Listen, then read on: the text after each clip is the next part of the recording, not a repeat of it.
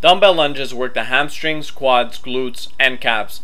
The exercise is performed by taking a step forward of about 1 meter, bringing yourself straight down, and then pushing yourself back into original position.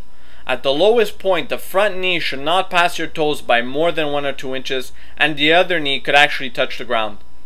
Your back should always be kept straight and upright, with your arms held close to your body.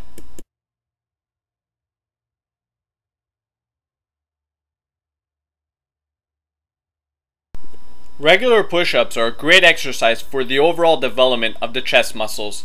Before performing the exercise, make sure that your hands are placed slightly wider than shoulder width apart. At the lowest point, your forearms should be pointed slightly inwards. At the highest point, your arms could actually be fully extended. Keep your feet close together and your abs tight throughout the movement. Bent over dumbbell rows work the upper and lower back muscles. Keep yourself in a 90-degree position throughout the exercise with your knees slightly bent. If possible, keep your back straight. If you're not able to do so, don't worry. Just perform the exercise as best you can, because this type of exercise will actually correct your posture over time.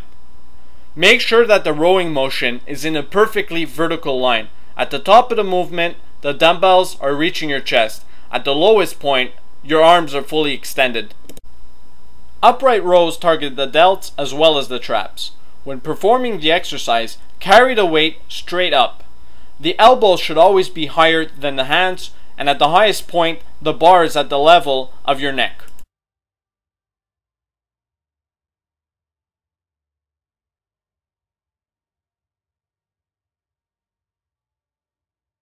Bench dips focus on the triceps and should be performed with the palms of your hands on the bench and held close to your sides. Throughout the movement, try to keep your elbows tucked in, pointing directly behind you. You can't straighten out your arms completely at the top for a full contraction unless you are double jointed. Then it's preferable not to extend your arms to that point. At the lowest point of the movement, your arms should be in about a 90-degree angle. Alternating dumbbell curls focus on the biceps. Keep your feet shoulder width apart and drop your shoulders slightly on the side that's curling the dumbbell. To fully contract the bicep, make sure that the palm of your hand is twisted enough that it's facing you at the top of the movement.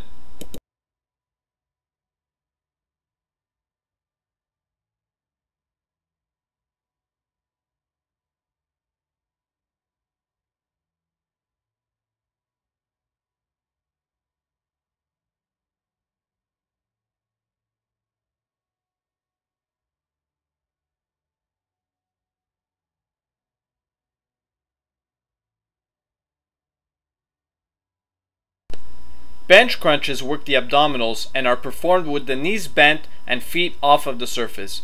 Hands should be placed lightly on the sides of the head and serve only to guide the movement.